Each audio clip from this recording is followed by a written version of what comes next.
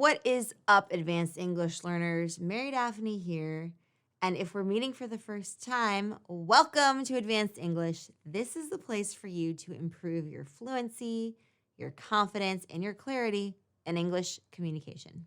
Speaking of communication, sometimes it's challenging to know how to speak in a different social setting. For example, what to say and how to say it. Specifically, how formal or informal we should speak. The way we communicate depends on many different factors, and it is always context dependent. So in this lesson, I'm going to teach you the Dell Hymes Speaking framework to help you decide how to speak in any English communication situation. Let's get into it.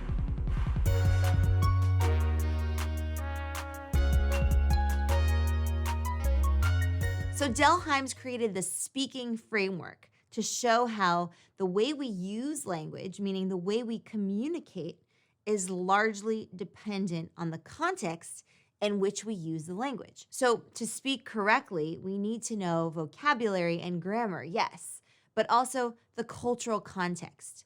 The speaking model gives us the 8 components we need to understand how to effectively communicate.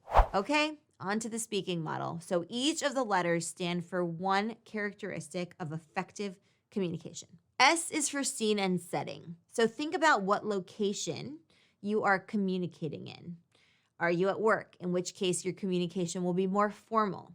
Are you with close friends at a coffee shop? In which case you'd be more casual in your communication. When we're in more cozy settings, we might share stories and personal details. When we're in public settings, we might be more reserved with what we say. So this is your physical location. Remember that. P is for participants. So that includes you and the people that you're communicating with. It could be a group of people in a conference room, an audience you are addressing, but it can also be people that you're telling a story to or a colleague you're doing a Zoom call with. So it's the people you are addressing, but it could also be others who might hear what you're saying. In other words, they overhear you. E is for ends. So ends is the goal, the purpose, the outcome of the communication or the conversation. Why are you talking? What is the point of having this conversation? For example, are you trying to convince someone of something and change their mind perhaps? Are you trying to get hired by a company? Are you trying to apologize to someone? Or are you telling a joke? A is for act sequence. Act sequence is the order that the communication occurs. So, for example, when we're giving a speech, we'll have a hook, an opening, main points, and a conclusion. If you're running a meeting, you'll have an opening sequence, then address different points from your various departments, some interruptions from team members here and there, and closing remarks. When telling a story, you have the story structure, but you also have some collaborative interaction, some interruption and questions from the listeners during the storytelling. Every communication situation unfolds differently because they all have their own act sequence. So keep that in mind. K is for key. Key refers to the way something is being communicated. For example, it's the nonverbal communication, the gestures we use, the tonality in our voice, the emotions that are evoked in the communication.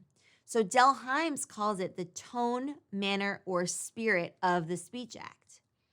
For example, you might address someone in a more serious manner if you're apologizing to them, or you might be animated and enthusiastic when pitching a product to a potential customer. I is for instrumentalities. This means the style you communicate in and what language forms or registers you use. So by this we mean the level of formality that you use in the conversation. And there are 5 different types of language registers according to Martin Juice. There's the frozen static register, the formal register, the consultative register, the casual register, and the intimate register. N is for norms. Norms are the social rules that govern the communication event. That means there are socially acceptable ways of acting, reacting, and behaving in different situations, right? So if someone's telling a joke, we can laugh. If someone is trying to apologize, the mood is more serious, right? You get the idea. G is for genre. Genre is the type of speech act or communication event. For example, you might tell someone a story to perhaps teach them important lessons, or you might file a complaint, or you might make a promise to someone. These are some examples of speech acts. So there you have it, the Dell Hymes Speaking model. It's a great tool to use when we want to understand how to approach any social situation and how to communicate appropriately. Think about the message, its purpose, who you're speaking to, and where you are physically. This will help you tailor your message to your audience and also communicate more effectively, which is the goal ultimately. So now that I've shared our thoughts, I want to hear from you. What other strategies allow us to communicate more effectively and fluently? What has been working for you so far? Share that with me and the others in the comments down below. Thank you so much for joining me. Don't forget to smash that like button, turn on all notifications so that you don't miss a lesson, and subscribe to Advanced English for more lessons like this one. I'll see you in the next one. Bye for now.